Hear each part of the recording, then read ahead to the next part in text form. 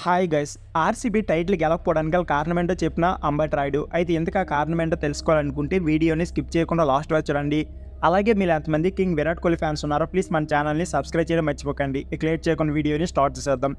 ఐపీఎల్లో royal Challengers Bengaluru జట్టుకు పరాజయాలు వెంటాడుతూనే ఉన్నాయి. ప్రతి సీజన్ లాగే ఈసారి ఆ జట్టులో స్టార్ ఆటగాళ్ళు ఉన్న పరాజయాలు తప్పడం లేదు. టైటిల్ గెలవడం పక్కన పెడితే అసలు కనీసం ప్లే ఆఫ్స్ కూడా అర్హత సాధించడం కష్టంగా మారింది. ఎప్పట్లాగే కోహ్లీ ఒక్కడే ఒంటరి పోరాటం చేస్తుంటే మిగిలిన ఆటగాళ్ళు విఫలమవుతున్నారు. ముఖ్యంగా విదేశీ ఆటగాళ్లు Maxwell, captain du Plessis, Green, Alzarri Joseph ఘోరంగా విఫలమవుతున్నారు.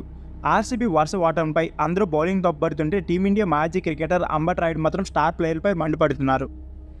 ఇక ఆర్సీబీ జట్టు చూసుకున్నట్లయితే వారి బౌలింగ్ బలహీనంగా ఉన్నమాట నిజమే. అయితే బ్యాటింగ్లో వారు మరింత వీక్గా కనిపిస్తున్నారు. ఒత్తిడి సమయంలో ఆడే ప్లేయర్లు ఆ జట్టులో లేకపోవడం అసలు సమస్యగా మారింది. బ్యాటింగ్ ఆర్డర్లో దినేష్ కార్తిక్తో యంగ్ ప్లేయర్ను లో ఆర్డర్లో పంపిస్తున్నారు. ఇదే ఆర్సీబీ జట్టుకు విజయాన్ని దూరం చేస్తుంది. ఇలా జరుగుతున్నంత కాలం ఆ జట్టు టైటిల్ గెలవడం కష్టం అని రాయుడు స్టార్ స్పోర్ట్స్ ద్వారా చెప్పుకొచ్చారు. ప్రస్తుతం ఆర్సీబీ 4 మ్యాచ్లు 1 మ్యాచ్ మాత్రమే గెలిచింది. తొలి మ్యాచ్లో చెన్నై సూపర్ కింగ్స్ జట్టుతో చిత్తుగా ఓడిన తర్వాత పంజాబ్పై థ్రిల్లింగ్ విక్టరీ కొట్టి తొలి విజయాన్ని తన ఖాతాలో వేసుకుంది. అయితే మళ్ళీ వరుసగా 2 మ్యాచ్ల్లో ఓడిపోయి ప్లే ఆఫ్స్కు తీవ్ర ఒత్తిడి పడింది. బెంగళూరు తమ తర్వాత మ్యాచ్ను రాజస్థాన్ రాయిస్తూ ఏప్రిల్ 6న ఆడుతుంది. సో ఫ్రెండ్స్, ఇది వీడియో. ఈ వీడియో నచ్చితే please like, share and subscribe my channel. Thank you for watching. అలాగే మీరు ఎంతమంది ఆర్సీబీ ఫ్యాన్స్ ఉన్నారో ప్లీజ్ కామెంట్ బాక్స్లో కామెంట్ చేయడం మర్చిపోకండి.